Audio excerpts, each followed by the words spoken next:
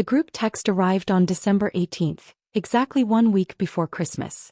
I was sitting in my corner office on the 42nd floor of the Meridian Tower, reviewing quarterly earnings reports for the third consecutive year of record-breaking growth, when my phone buzzed with a message from my sister Olivia. Harrison Family Christmas Dinner, December 25th, 6 p.m., Dad's house. Dress code, success. This year we're celebrating financially successful members only. Please RSVP. Before I could process that message, another came through. Also from Olivia, but this time in the individual thread with just me. Don't bother coming, Emma. You're financially worthless to us. We're trying to set a good example for the younger cousins, and your struggling nonprofit worker energy would just bring down the mood. Hope you understand. Red heart. I stared at those words for a long moment. Financially worthless. Struggling nonprofit worker. My assistant knocked on my door. Ms. Harrison? The board meeting starts in 10 minutes. They're ready for your presentation on the expansion strategy. Thank you, Rebecca. I'll be right there. I set my phone down on my desk, my custom mahogany desk in my private office overlooking the Chicago skyline, and picked up the folder containing projections for Meridian Solutions' planned acquisition of 2 smaller firms. The deal would push our company valuation past $340 million. My company, the one I'd founded at 23 with $50,000 in seed money and a radical idea about restructuring corporate supply chains. The company that now employed 267 people across 4 states and generated $94 million in annual revenue. The company my family didn't know existed because they'd never bothered to ask what I actually did for a living. I walked to the board meeting, led a presentation that resulted in unanimous approval for the acquisition, and returned to my office 2 hours later. The group text had 37 new messages. My brother Ethan had chimed in. Finally, a Christmas where we can talk about real success instead of pretending Emma's little charity job matters. My father had sent a thumbs-up emoji. I opened my laptop and sent a single email to my financial manager, Gregory Chin. Effective December 25th, 6 p.m., close account #4472B. All monthly disbursements cease immediately. Account #4472B. The anonymous trust that had been paying my father $8,500 per month for the past 6 years. $612,000 total. Gone with 1 email. I replied to the group text with 2 words. Understood. Enjoy. Then I picked up my phone and called my accountant. Patricia? I need a complete financial breakdown of every penny I've given the Harrison family over the past 8 years. Every account, every payment, every anonymous gift. I want it documented, itemized, and ready to present by December 25th. Emma, Patricia said carefully, are you sure about this? I looked out at the Chicago skyline, at the empire I'd built while my family dismissed me as worthless. I've never been more sure about anything in my life. Growing up as Emma Harrison meant learning early that love in my family was a performance-based contract. My father, Robert Harrison, built his identity around financial success. He wasn't wealthy, he was a regional sales manager for a pharmaceutical company, solidly upper-middle class, but he worshipped wealth like a religion. Every dinner conversation revolved around earnings, investments, who was making what, who'd bought what, who was moving up or falling behind. My mother had died when I was 9, leaving my father to raise 3 children alone. He remarried within a year to Catherine, a woman who shared his obsession with financial status and social climbing. Together they created a household where your worth as a person was directly tied to your bank account balance. My older brother Ethan figured out the game early. He went into investment banking, married a corporate attorney, bought a house in the right neighborhood, drove the right car. He was my father's pride and joy. My younger sister Olivia took a different route but arrived at the same destination.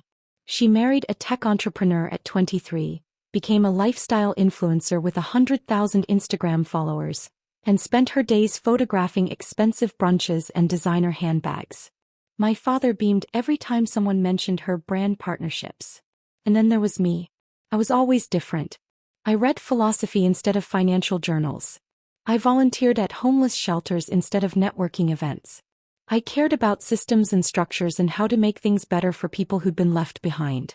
Emma's our little idealist, my father would say with a condescending pat on my head. She'll grow out of it when she realizes idealism doesn't pay the mortgage. I graduated high school with perfect grades and a full scholarship to Northwestern. My father didn't attend my graduation. He had a sales conference in Phoenix. "You understand, sweetheart," he'd said. "This conference could mean a promotion. Your graduation ceremony is just a formality." At Northwestern, I studied industrial engineering and organizational psychology, a strange combination that my family found baffling. "What are you going to do with that?" Ethan had asked dismissively. "Become a consultant? Those are a dime a dozen." What I actually did was identify a fundamental inefficiency in how corporations manage their supply chains. During my junior year, I developed a software algorithm that could reduce logistical costs by an average of 23% while improving delivery times by 31%. I presented it at an academic conference, where a venture capitalist approached me and asked if I'd ever considered starting a company. I was 21 years old. I had $12,000 in savings from part-time jobs and scholarships. I had a radical idea and absolutely no business experience. I also had nothing to lose. I incorporated Meridian Solutions 3 weeks before my college graduation. The name was deliberate. A meridian is a line of connection, a pathway that links disparate points. That's what my software did. Connected inefficient systems into streamlined pathways. My father asked what I was doing after graduation. "I'm starting a company," I told him. He laughed. Actually laughed. "Emma, that's adorable. But seriously, have you applied to any real jobs? I know a guy at Walgreens who might be hiring for their corporate training program. Entry level, but it's a start." "I'm serious about the company, Dad." "Honey, 90% of startups fail in the first year. You don't have business experience, you don't have capital, and frankly, you don't have the killer instinct you need to survive in the corporate world. You're too soft. Too idealistic." I didn't argue. I just went to work. The venture capitalist who'd approached me invested $50,000 in seed funding. I hired 2 of my classmates as co-founders. We worked 18-hour days in a cramped apartment that doubled as our office. We ate ramen and drank bad coffee and built something that actually worked. 6 months later, we landed our first client, a mid-sized manufacturing company that saved $1.2 million in the first year using our software. Word spread. We landed 3 more clients. Then 10. Then 27. By the time I was 25, Meridian Solutions was generating $8 million in annual revenue. I was the CEO, though I deliberately kept a low profile. No press interviews. No flashy social media presence. I just worked. My family had no idea. To them, I was Emma who works for some nonprofit consulting thing. I'd mentioned something vague about organizational efficiency consulting, and they'd glazed over, clearly uninterested. They assumed I was barely making ends meet. The truth was more complicated. I lived modestly. A nice but not extravagant apartment, a reliable but not flashy car, clothes from J.Crew instead of designer boutiques. I didn't flash wealth because I didn't need external validation. I knew what I'd built. But I also knew my family was struggling in ways they'd never admit. My father's pharmaceutical company had downsized, cutting his salary by 30%. He was too proud to tell anyone, but I'd seen the signs. The country club membership that quietly ended, the word downsizing for convenience, moved to a smaller house, the stress lines deepening around his eyes. So I'd set up an anonymous trust. Account #4472B. Every month, $8,500 appeared in my father's checking account from an accounting reconciliation at his former employer. He believed it was back pay from a pension restructuring. It wasn't. It was me watching from the shadows, making sure my father could maintain the lifestyle his ego required. I also covered other things quietly and anonymously. When Olivia's husband's startup failed and they nearly lost their house, a mysterious investor bought several pieces of her art photography for $35,000. That was me.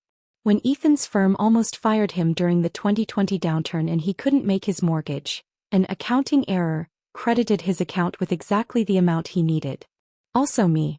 Over 8 years, according to Patricia's meticulous records, I'd anonymously given my family $734,892.47. $750,000 to a family that thought I was financially worthless. I did it because despite everything they were still my family. Because I believed that maybe someday they'd see me for who I really was. because some part of me hoped that unconditional support might teach them about unconditional love. I was wrong. The group text proved it. Financially successful members only. You're financially worthless to us.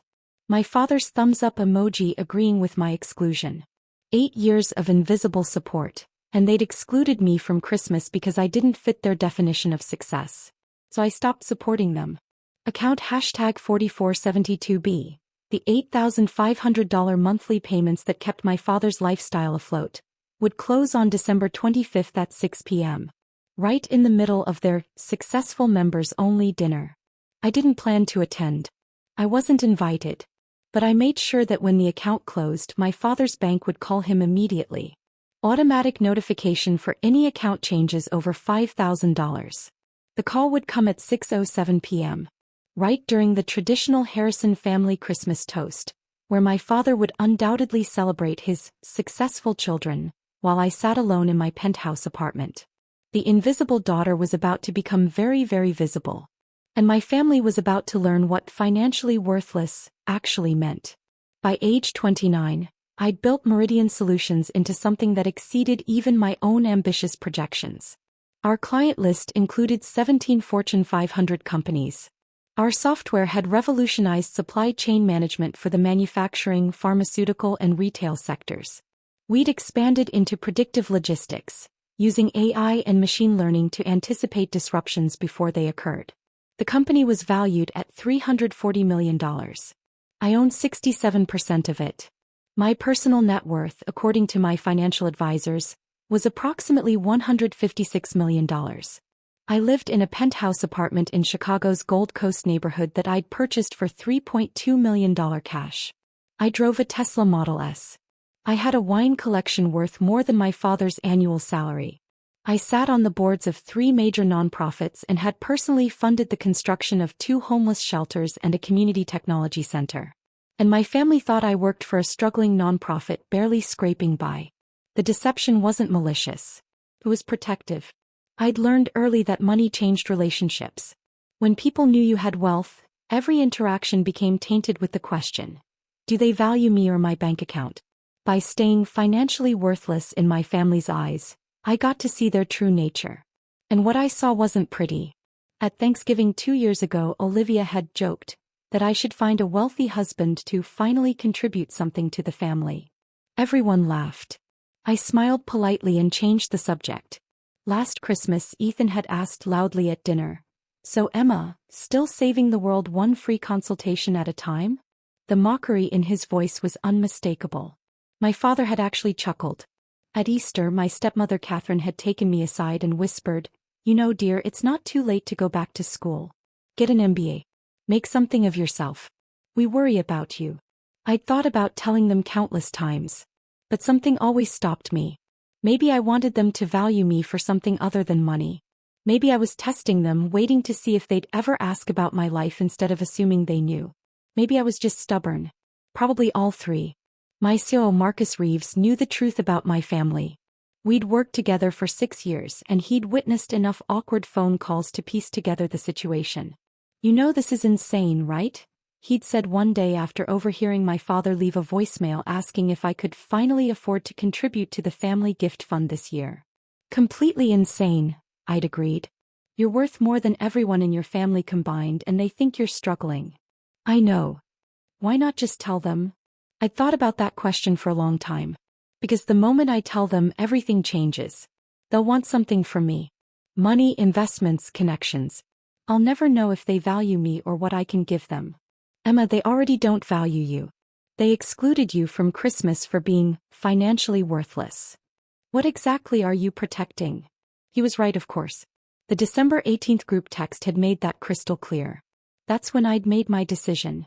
Not to tell them directly, that felt too much like begging for recognition. But to let the truth emerge naturally, catastrophically, right in the middle of their exclusive celebration of financial success. I'd worked with Patricia to compile every anonymous payment, every mysterious gift, every fortunate coincidence that had kept my family afloat. The report was 67 pages long. Account #4472B was just the beginning. My father's $8,500 monthly payments. But there was also asterisk account #4473A, the art investor who'd purchased Olivia's photography for a total of $127,000 over 4 years. Asterisk account #4474C, the accounting error that had saved Ethan's mortgage, plus 3 subsequent bonus corrections, totaling $89,000. Asterisk account #4475D, the pension adjustment that paid for my father's medication after his insurance changed, averaging $1,400 monthly for 3 years. Asterisk account #4476E, the scholarship fund that paid for my nephew's private school tuition, $24,000 annually for 2 years. The list went on. Medical bills, car repairs, property taxes, emergency funds. A complex web of financial support disguised as fortunate accidents, generous strangers and bureaucratic errors. All of it was me. $734,892.47 over 8 years. And on December 25th at 6 p.m., every single account would close simultaneously. I'd programmed the closures to trigger automatic notifications to each family member affected. My father would get the call about account #4472B during dinner. Olivia would receive an email about her art investor ceasing purchases. Ethan would see a bank notification about his corrected bonus being reversed. It would all hit at once like a controlled demolition. I sat in my office looking at the closure schedule on my computer screen. One click would execute everything. One click would end 8 years of invisible support and reveal the truth they'd never bothered to discover. Marcus appeared in my doorway. It's December 24th. Last chance to change your mind. I looked at the group text still open on my phone. You're financially worthless to us. I'm not changing my mind, I said. Christmas Eve was always a special kind of torture in the Harrison family, but this year surpassed all previous records. The group text that had started with my exclusion had evolved into a full-blown celebration of everyone else's success. My father posted photos of the house decorated for tomorrow's dinner. White tablecloths, crystal glasses, the expensive china reserved for special occasions. Olivia shared a video of her Christmas outfit, a designer dress that cost more than most people's monthly rent, purchased I knew from my records, with money from the mysterious art investor, who was actually me. Ethan posted a photo of the wine he'd bought for the dinner, a $400 bottle of Bordeaux, captioned, "Only the best for a celebration of success." My stepmother Catherine chimed in, "So excited to celebrate with our accomplished children tomorrow." A true testament to the values Robert and I instilled. Red heart. Each message felt like a small knife wound. Not fatal but cumulatively devastating. At 11 p.m. on Christmas Eve, I received a private text from my father. The first direct communication I'd had from him since the group exclusion. "Emma, I hope you understand why we made this decision. It's not personal. We're trying to create an environment that celebrates achievement and ambition. Your lifestyle choices are valid, but they don't align with the message we want to send to the younger generation. I hope you can spend tomorrow doing something meaningful for you. Love, Dad." I read that message 3 times, each time finding new layers of condescension.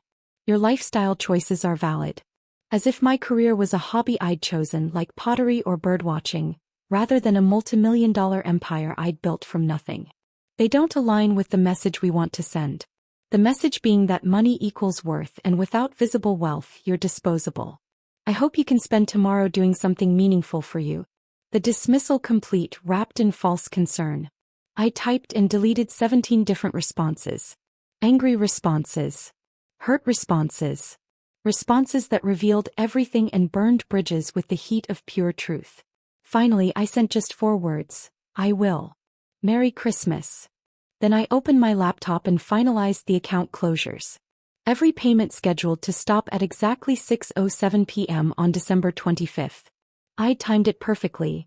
My father always insisted on the family toast at 6:05 p.m. sharp, a tradition he'd maintained for 20 years. They'd be raising their glasses, celebrating their success, congratulating each other on their achievements and their wise decision to exclude the family failure. And then my father's phone would ring. I knew his settings. He never silenced his phone during family dinners because he believed being available for important business calls made him look successful. The call from First National Bank about account #4472B would come through loud and clear. I'd even arranged for it to be on speaker by default, a setting I'd helped him configure years ago when he complained about missing calls. He'd never changed it. The bank's automated system would announce, "This is First National Bank with an important notification regarding account ending in 4472B. Your monthly deposit of $8,500 has been discontinued effective immediately. The account has been closed by the account holder. If you have questions, please contact our customer service department." And my father would realize that the pension reconciliation he'd been receiving for 6 years, the money that had saved him from downsizing further, that had maintained his lifestyle, that had let him host Christmas dinners in a house he couldn't actually afford, was gone. I set the execution timer and closed my laptop. 12 hours until the invisible daughter became devastatingly visible. 12 hours until my family learned the real cost of calling someone financially worthless. Christmas morning, I woke up in my penthouse apartment to silence. No frantic cooking sounds from a kitchen preparing for family dinner. No sibling phone calls comparing gifts. No father calling to confirm I'd pick up the ice on my way over. Just silence. And snow falling outside my floor-to-ceiling windows, blanketing Chicago in white. I made coffee, expensive single-origin beans from a local roaster, and sat by the windows watching the city wake up. In a few hours, my family would gather without me for the first time in my life. They'd congratulate themselves on their success, toast their achievements, and never once wonder if excluding me had been cruel. At noon, I received a photo in the group text. Everyone had started arriving at my father's house. Ethan's family, Olivia and her husband, my stepmother's sister and her accomplished children, my father's brother who owned a car dealership. 15 people, all dressed in their expensive best, all qualifying as financially successful members. The caption read, "The Winner's Circle. Trophy." I stared at that photo for a long time. At my father in his expensive suit, the one I'd anonymously paid for when he needed interview clothes 2 years ago. At Olivia's jewelry, purchased with art sale money that was actually mine. At Ethan's confident smirk, never knowing that his mortgage was safe because of his worthless sister. I opened my laptop and reviewed the account closure sequence one final time. 6:07 p.m.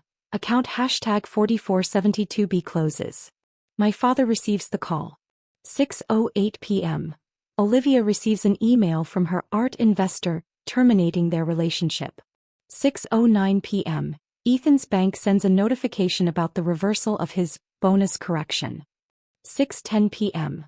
My stepmother receives notice about the medication assistance program ending. Like dominoes, each revelation would trigger the next.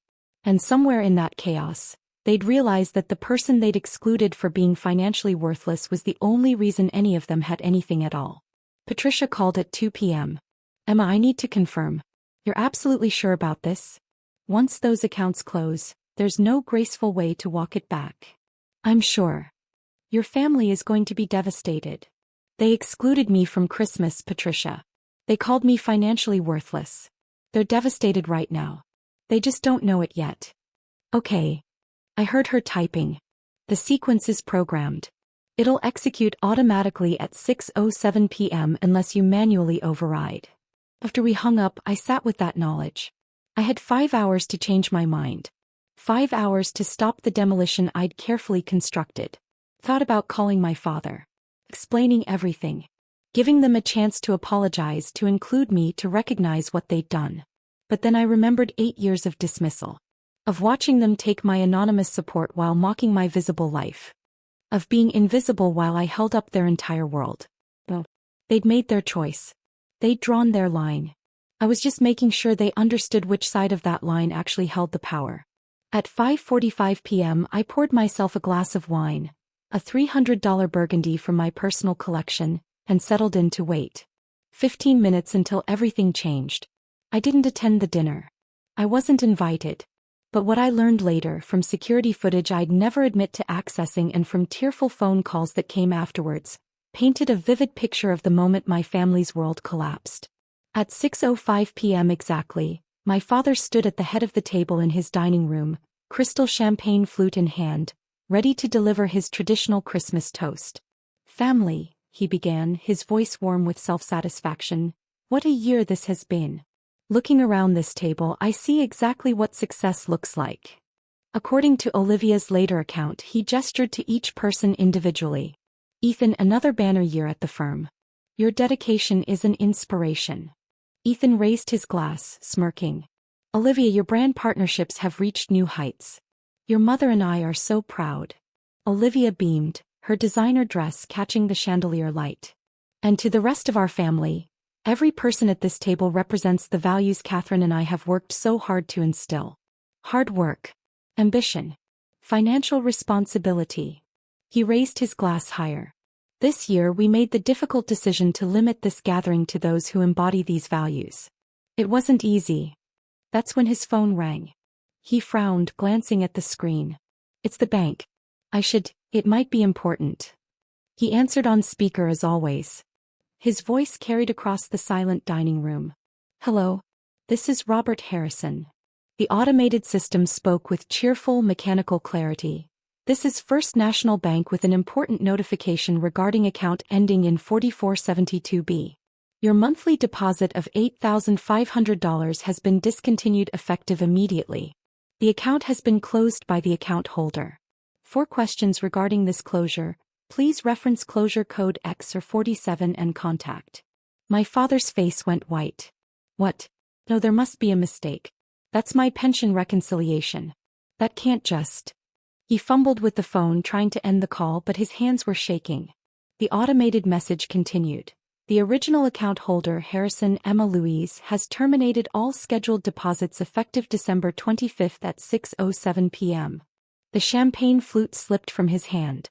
It shattered on the hardwood floor, sending crystal shards and champagne across the room. Emma. My stepmother Catherine's voice was sharp with confusion. What does Emma have to do with your pension? Before my father could answer, Olivia's phone chimed. She glanced at it, frowned, and opened her email. Dear Ms. Harrison, she read aloud, her voice progressively getting smaller. This message is to inform you that Morrison Art Investments will no longer be purchasing your work. Our client has terminated their collection effective immediately. We appreciate your talent but will not be making future acquisitions. The client specifically requested we inform you that the total investment of $127,000 over 4 years has concluded. Best regards. She stopped reading. Her face matched my father's now. $827,000? I thought they were separate purchases. I thought different collectors. Ethan's phone buzzed. He looked at it and stood up so fast his chair fell backwards. This is impossible, he said, his voice rising. The bank is saying my bonus correction was an error. They're reversing it. All of it. $89,000. They're saying it was from an external account that's now closed. They're saying... He looked up, his eyes finding my father's. They're saying the account holder was Emma Louise Harrison. The dining room was completely silent except for the ticking of the grandfather clock. My stepmother's phone chimed next. Then my uncle's. Then my cousin's. One by one notifications arrived. The Medication Assistance Program. Terminated. The Property Tax Relief Fund. Dissolved. The scholarship for my nephew. Cancelled. The mysterious matching gift for my cousin's nonprofit. Withdrawn. Every anonymous support I'd provided over 8 years. All terminating simultaneously, all revealing the same source. Emma Louise Harrison. The financially worthless daughter who wasn't even invited to Christmas dinner. Catherine found her voice first. Robert, I don't understand. How could Emma? She works for a nonprofit. She drives an old car. She lives in a tiny apartment. A $3 million penthouse in Gold Coast, came a voice from the doorway. Everyone turned. Marcus Reeves stood there, uninvited but clearly prepared. He held a tablet and wore an expression of professional courtesy that barely masked his satisfaction. Who the hell are you? My father demanded. Marcus Reeves, Chief Operating Officer of Meridian Solutions. I'm here on behalf of Emma Harrison, my CO, to deliver some information she thought you might need. He walked to the table and set down the tablet. That's Emma, by the way. At our corporate headquarters. She couldn't attend your dinner. Something about not being financially successful enough. On the tablet screen was a photo from our company website. Me standing in front of the Meridian Solutions logo. identified as Emma Harrison, founder and CEO. Olivia grabbed the tablet, zooming in on the image. This can't be real. Emma doesn't. She isn't.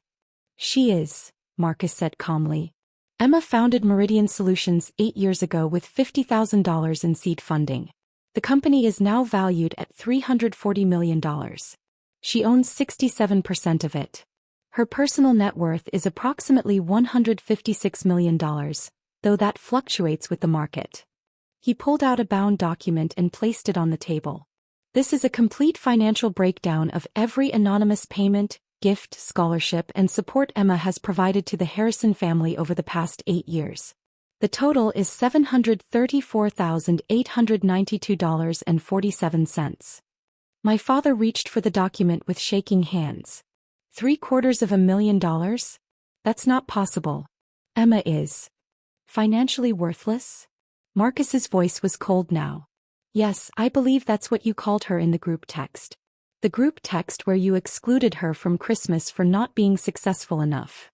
He tapped the tablet, pulling up screenshots of the family group chat. There it was, in brutal digital clarity. Financially successful members only, and Olivia's follow-up. You're financially worthless to us. Ethan sat down heavily. The mortgage payment.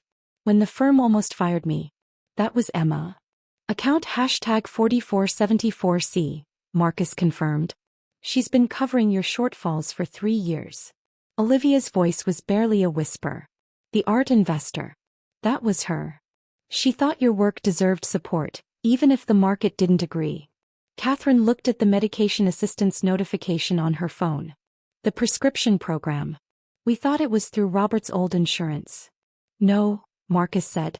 That was Emma. Just like the property tax relief was Emma. The scholarship was Emma. The pension reconciliation was Emma. Every fortunate coincidence, every mysterious benefactor, every perfect timing, all Emma. My father's hands were shaking so badly he couldn't hold the document. Pages slipped and scattered across the table, across the spilled champagne, across the shattered crystal. Why? He whispered. Why would she hide this? Marcus looked at him with something between pity and contempt. She wanted to know if you'd value her without the money. If you'd see her as a person worth your time and attention. If you'd ever bother to ask about her life instead of assuming she'd failed. But we didn't know. You didn't ask, Marcus interrupted. 8 years. 8 Christmases, 8 Thanksgivings, 8 birthdays. Did you ever once ask Emma what she actually did for a living? Did you ever ask how she was managing financially? Did you ever wonder how someone supposedly struggling always had time to help others? Silence. She's been watching you, Marcus continued, his voice softening slightly. Supporting you. Hoping you'd eventually see her. And your response was to exclude her from Christmas for being financially worthless. He picked up the tablet. The accounts are closed. All of them. Every monthly payment, every scholarship, every convenient coincidence. All of it ended at 6:07 p.m. tonight. Emma wanted you to know exactly what financially worthless actually feels like. He turned to leave, then paused at the doorway. She also wanted me to tell you that she's spending Christmas doing something meaningful, just like you suggested. She's having dinner at the homeless shelter she built and funded. With people who value her for who she is, not what she can give them. After Marcus left, the dining room remained frozen. 15 financially successful family members, sitting among broken crystal and scattered documents, realizing that the person they'd dismissed as worthless was the only reason any of them had anything at all. My father's phone rang again. This time it was me. He answered with shaking hands. Emma, please, I don't understand. I know, I said quietly. That's the problem. You never did. And I hung up. The call started at 6:47 p.m. and didn't stop until I turned off my phone at 9:15 p.m. My father called 17 times. My stepmother called 12 times. Olivia called 9 times, each voicemail more tearful than the last. Ethan called 6 times before switching to texts. We need to talk. This is insane. Call me back now. I listened to exactly one voicemail from my father, recorded at 7:23 p.m. Emma. His voice was broken, barely recognizable. Please. I can't understand how this happened. $750,000. You've been supporting us this whole time? And we didn't know? How could we not know? A long pause. Background noise suggested he'd stepped outside, away from the ruined Christmas dinner. That money you gave me every month. I thought it was from the company. From my pension adjustment. I budgeted around it. The house payment, the medication, everything. Emma, without that money I can't. Another pause. When he spoke again, his voice was thick with tears. Your mother would be so ashamed of me. So ashamed of all of us. We excluded you. We called you worthless. And you were the only one holding everything together. I deleted the voicemail without listening to the others. Instead, I was exactly where I'd told Marcus I'd be. At the Harrison Community Center, the homeless shelter and resource facility I'd funded with $4.2 million 3 years ago. My family didn't know about it. It was registered under my company's charitable foundation, not my personal name. I'd spent Christmas afternoon serving dinner to 127 people who had nowhere else to go. I'd sat with a veteran named Robert who told me stories about his daughter who'd stopped calling. I'd helped a woman named Marie fill out housing applications. I'd held a 3-year-old named Jasmine while her mother ate the first hot meal she'd had in 4 days. These people didn't know I was the facility's primary donor. They just knew I showed up every holiday, served food, listened to their stories, and treated them like human beings worthy of dignity and time. At 8 p.m., my phone buzzed with a news alert. Somehow, and I suspected Marcus had something to do with this, the story had leaked to the business press. Tech CEO's secret identity. Meridian Solutions founder revealed to be 29-year-old Chicago woman, read the Bloomberg headline.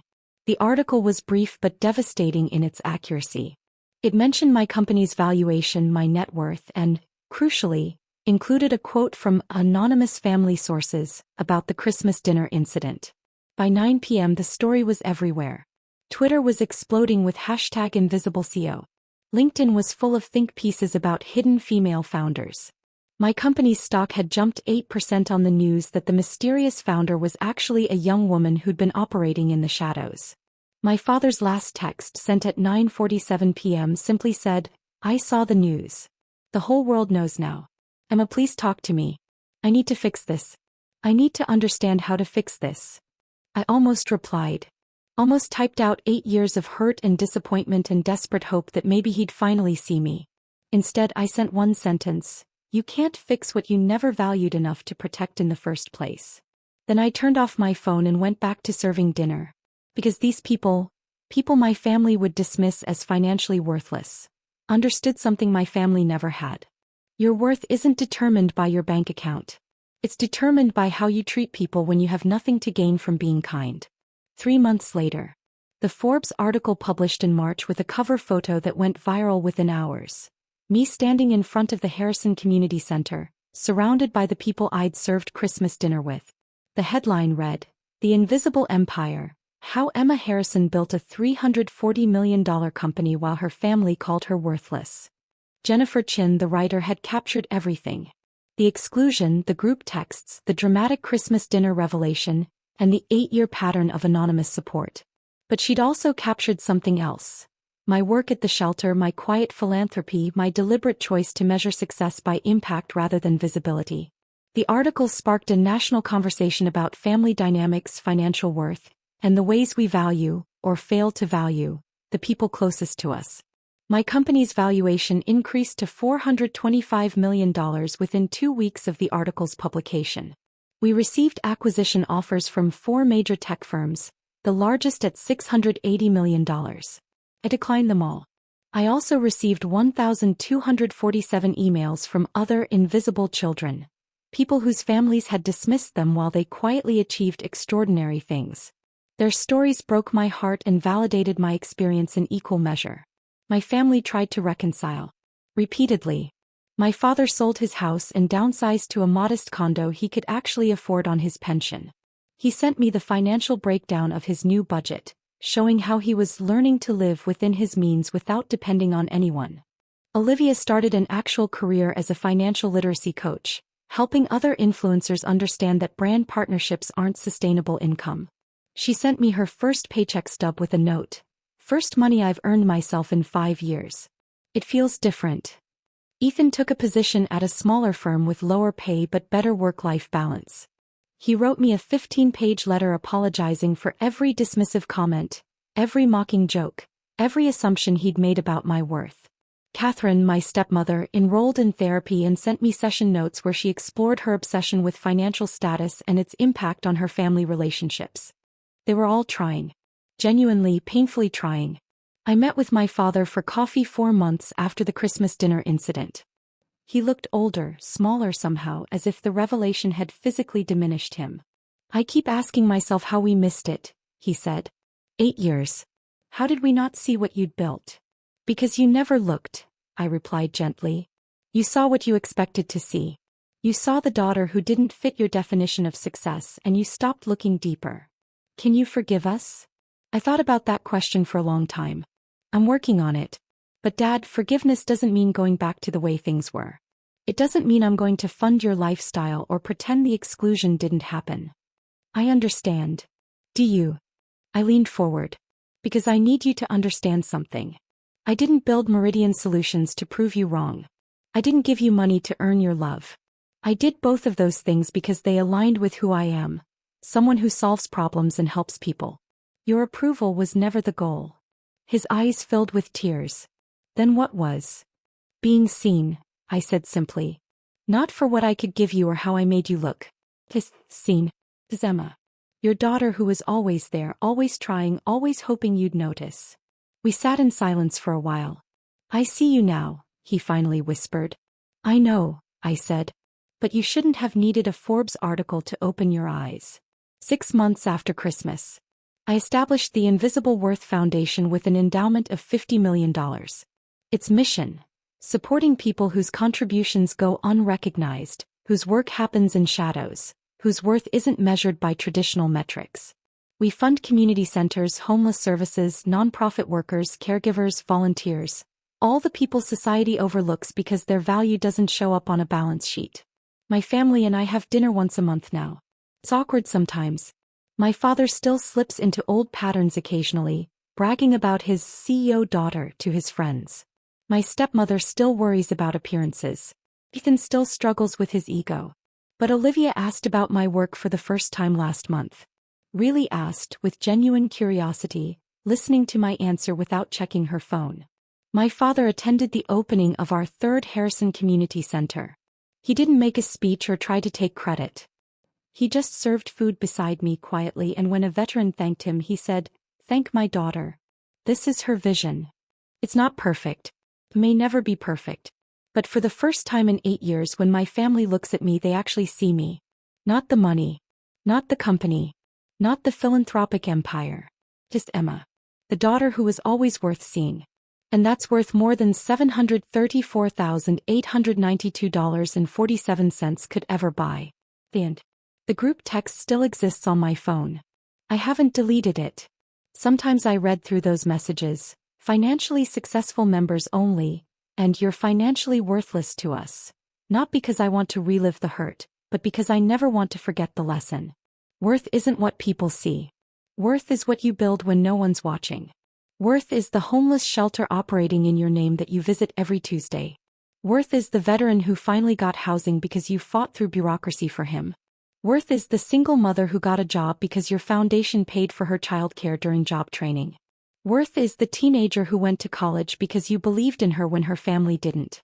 My family called me financially worthless while I held up their entire world. They were wrong. But more importantly, I finally understand that their wrongness about me never changed my rightness about myself. I was always worth seeing. I just needed to see myself first.